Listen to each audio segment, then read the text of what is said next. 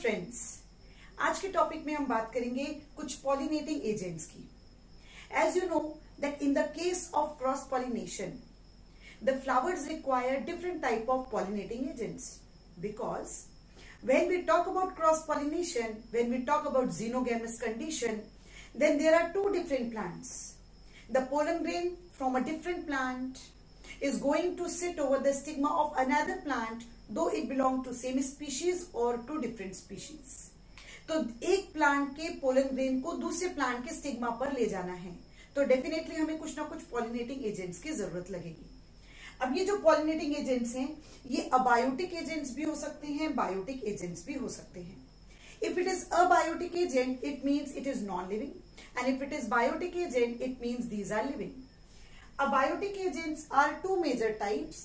One which is a very much traditional way of pollination. सबसे ज्यादा traditional way of pollinating the flowers, cross pollinating the flower is through wind.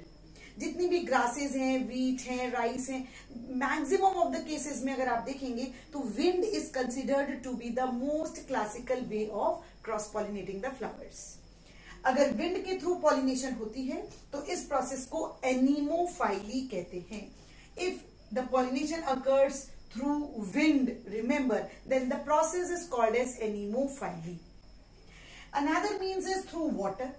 अगर कोई aquatic plant है तो aquatic plant में किस तरीके से pollen grain एक plant से दूसरे plant तक पहुंचता है? through water currents. And if the pollination occurred through water currents, then this process is called hydrophily. Abiotic agents में यही दो अबायोटिक एजेंट्स हैं जिनके थ्रू पॉलिनेशन होगा, क्रॉस पॉलिनेशन होगा फ्लावर्स के अंदर।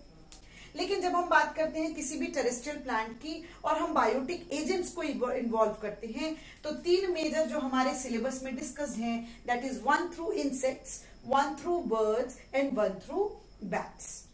अगर पॉलिनेशन थ्रू इंसेक्ट्स होती है, अगेन बायोटिक एजेंट में सबसे ज्यादा क्लासिकल वे अगर आप देखें तो इंसेक्ट्स के चलते बहुत सारा पॉलिनेशन होता है। इंसेक्ट्स रिवॉर्ड की वजह से, सैप को लेने की वजह से, नेक्टर को लेने की वजह से, या फिर किसी भी और प्रोसेस की वजह से फ्लावर की तरह अट्रैक्ट होते हैं, आइदर उनके कलर से, उनकी फ्रेग्रेंस से। और इस केस में अगर इंसेक्ट्स पॉलिनेशन करवा दें, then this process is called as entomophily. Remember, there is a difference between anemophily and entomophily. If it is through insects, entomophily. If it is through wind, then it is called anemophily. अगर pollination birds के चलते होती है, because there are some small birds like hummingbird है, so these birds they actually move into the petals of the flower in order to suck the sap of that particular flower. Then if bird के चलते कोई pollination होती है, then this process is called as ornithophyly, right? And if bats, don't forget, bats means this is a type of mammal. Bats do play a very important role in the nocturnal flowers. जितने भी flowers रात को Bloom होते हैं, चूंकि bats these are majorly time they are active, I mean they are active at the night only, तो bats के चलते भी पॉलिनेशन होता है नॉक्टर्नल फ्लावर्स में। एंड इफ बैट के चलते पॉलिनेशन हो, then it is called as chiropterophily, then it is called chiropterophily. इसके अलावा भी कुछ अलग मीन्स हैं, जैसे ऑल ओवर हम बोले एनिमल्स के चलते होता है तो हम कहते हैं जूफाइली, वी कॉल इट जूफाइली। स्नेक्स के चलते होता है, जैसे स्नेक रात की रानी वाला जो प्लांट होता है उसकी स्मेल से काफी ज्यादा अट्रैक्ट होता है, तो अगर स्नेक के चलते होता है then it is called as ophiophily, then it is called ophiophily. अगर ये होता है स्नेल्स के चलते, मोलस्क का चलते, then it is called as malacophily. अगर इंसेक्ट्स में एंट्स के चलते अगर ये प्रोसेस होती है तो मिर्मेफाइली। सो अलग अलग टाइप के पॉलिनेटिंग एजेंट्स के चलते ये फ्लावर जो क्रॉस पॉलिनेशन में बिलीव करते हैं, they get their right type of pollen grain belonging to same species but of different plant genetics, right? So इस तरीके से एक एक बायोटिक और अबायोटिक एक एक एजेंट को हम समझेंगे, क्योंकि जब हम बात करते हैं कि अबायोटिक हो या बायोटिक एजेंट हो, हर एक फ्लावर में अपने पॉलिनेशन को प्रमोट करने के लिए कुछ ना कुछ अडेप्टेशंस उसने जरूर गेन किए होंगे। वो फ्लोरल अडेप्टेशंस एनिमोफाइली फ्लावर में क्या होंगे, हाइड्रोफाइली में उससे अलग होंगे, डेफिनेटली एंटोमोफाइली में इन दोनों से अलग होंगे। तो किस तरीके से अडेप्टेशन है, हम एक एक फ्लावर के फ्लोरल अडेप्टेशंस को यहां पर डिटेल में डिस्कस करेंगे।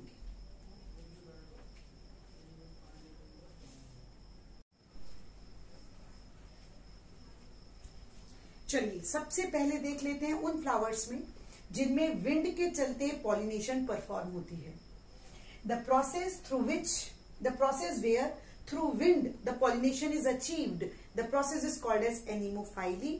और ऐसे सभी फ्लावर जो विंड करंट्स के चलते अपने पोलन ग्रेन को ट्रांसफर कराते हैं, ऐसे फ्लावर्स को एनिमोफाइलस फ्लावर्स कहा जाता है।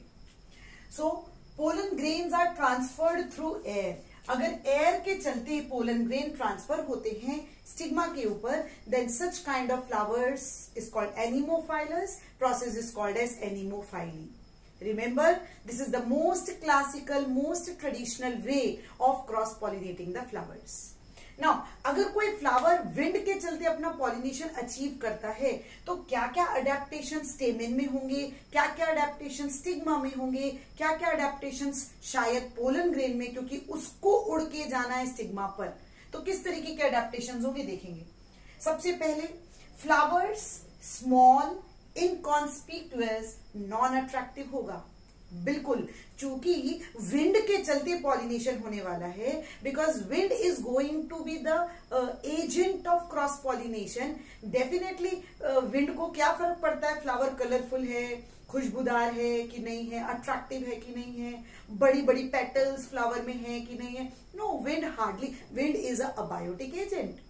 So in this case, flower do not spend any energy in putting out best out of it, in putting out best color to the petals, in making the petals very projected and very prominent, in giving color, in giving fragrance to the flower. No, generally these kind of flowers, they are very small, they are non-attractive, they are even not prominent, means they are inconspicuous. They prefer to remain in groups, that is called inflorescence.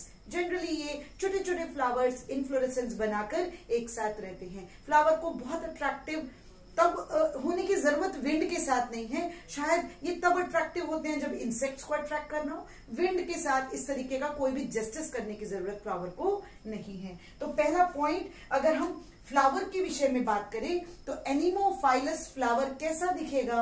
एनिमोफाइलस flower small रहेगा, इनकॉन्स्पिक्यूअस रहेगा और non attractive रहेगा।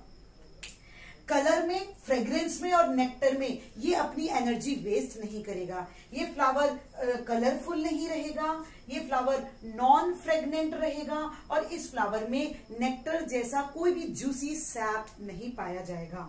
Then स्टेमन को कैसा होना जरूरी है। स्टेमन should be with long filament, क्योंकि यहां पर विंड के चलते आपको पोलन ग्रेन को उड़ाना है, तो डेफिनेटली स्टेमन में एंथर को एक्सपोज करना विंड के लिए ज्यादा जरूरी है। तो लंबे लंबे फिलामेंट्स रहेंगे, काफी लंबे लंबे फिलामेंट्स इन फ्लावर में रह सकते हैं। और बड़ी इंपॉर्टेंट एक बात देखिएगा, एंथर जब फिलामेंट के ऊपर अरेंज होता है तो अरेंजमेंट कुछ इस टाइप की होती है, right? It is not a arrangement like this, it is not a arrangement like this, it is a arrangement like this.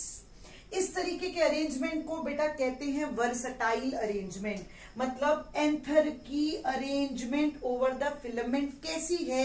अगर एंथर की अरेंजमेंट फिलामेंट पे इस तरीके से है तो आप समझ जाएंगे एंथर हैवी होता है, क्योंकि इसके अंदर बहुत सारे पोलन ग्रेन भरे हुए हैं। तो हैवीनेस की वजह से जैसे ही हवा चलेगी ये इधर भी बेंड होगा, इधर भी बेंड होगा।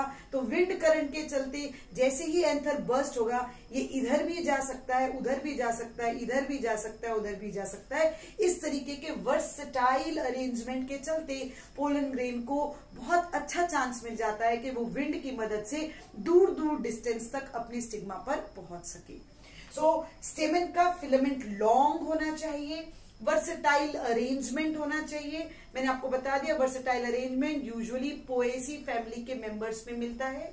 पोएसी मतलब मेज है, ज्वार है, इवन ग्रासेस हैं, ये सब जितने भी प्लांट्स हैं इनमें वर्सेटाइल अरेंजमेंट आपको एंथर का मिलेगा, so that they can release pollen grain into different distant places, right. Next, अब पोलन ग्रेन खुद कैसा हो, क्योंकि पोलन ग्रेन को उड़ के जाना है और हवा के चलते जाना है, किसी की फेदर पर स्टिक नहीं होने वाला, किसी की बीक पर स्टिक नहीं होने वाला, और दूर तक का डिस्टेंस अगर इसको कवर करना है तो डेफिनेटली पोलन ग्रेन को लाइट वेट होना जरूरी है। Pollen grain should be small, pollen grain should be light weight. ज्यादा हैवी होंगे तो वहीं पर बैठ जाएंगे। दूर तक जाने के लिए it should be light weight, it should be powdery, it should be unwettable, मतलब गीले नहीं होने चाहिए, it should be unwettable and they should be formed and released in enormous number. क्योंकि विंड के चलते अगर ये जा रहे हैं तो डेफिनेटली चांसेस है कि pollen grain will be lost into the way. Travelling के टाइम पर ही आधे से ज्यादा पोलन ग्रेन लॉस्ट हो सकते हैं।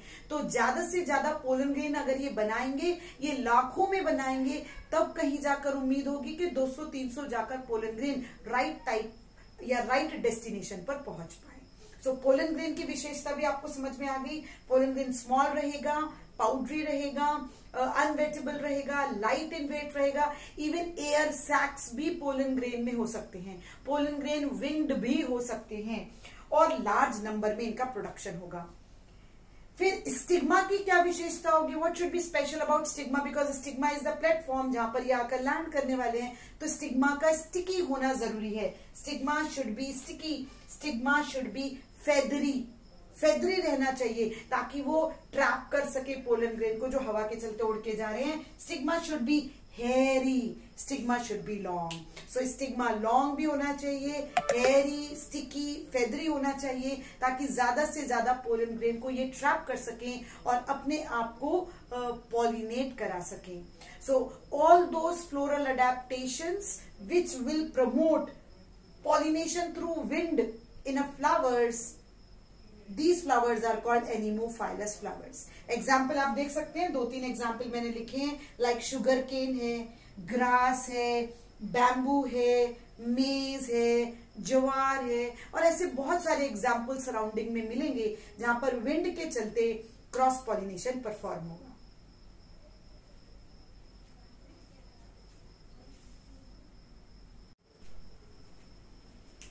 So, our next pollinating agent is water.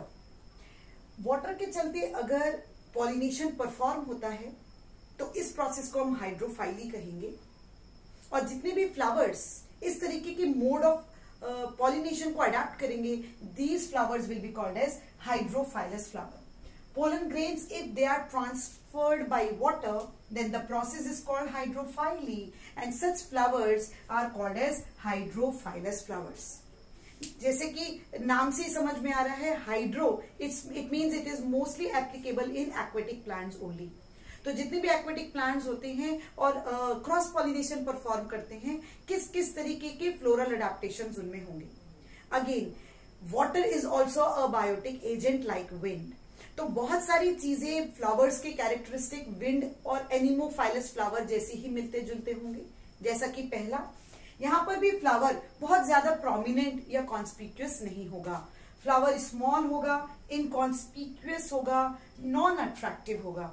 जरूरत ही नहीं है, किसी को अट्रैक्ट करने की जरूरत ही नहीं है, इसलिए वो अपनी एनर्जी वेस्ट नहीं करेगा। किन में वेस्ट नहीं करेगा?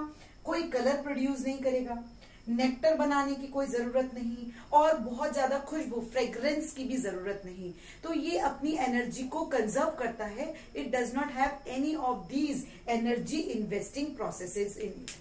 Now, because the flower is in the water, सारे फ्लोरल पार्ट्स वाटर में हैं। कैलिक्स बोल लीजिए, कोरोला बोल लीजिए, एंड्रोशियम या गाइनोशियम, सारे floral parts because they are in water, और वाटर में रहने से, कंटिन्यूसली वाटर के कांटेक्ट में रहने से डिग्रेड भी हो सकते हैं, खराब भी हो सकते हैं। जैसे पानी में पड़ी पड़ी चीजें खराब हो जाती हैं। नेचर ने क्या किया है, इनके सभी फ्लोरल पार्ट्स को चारों तरफ से एक म्यूसिलेज कोट के चलते क्या कर दिया है, प्रोटेक्ट कर दिया है। All the floral parts, these are unwettable.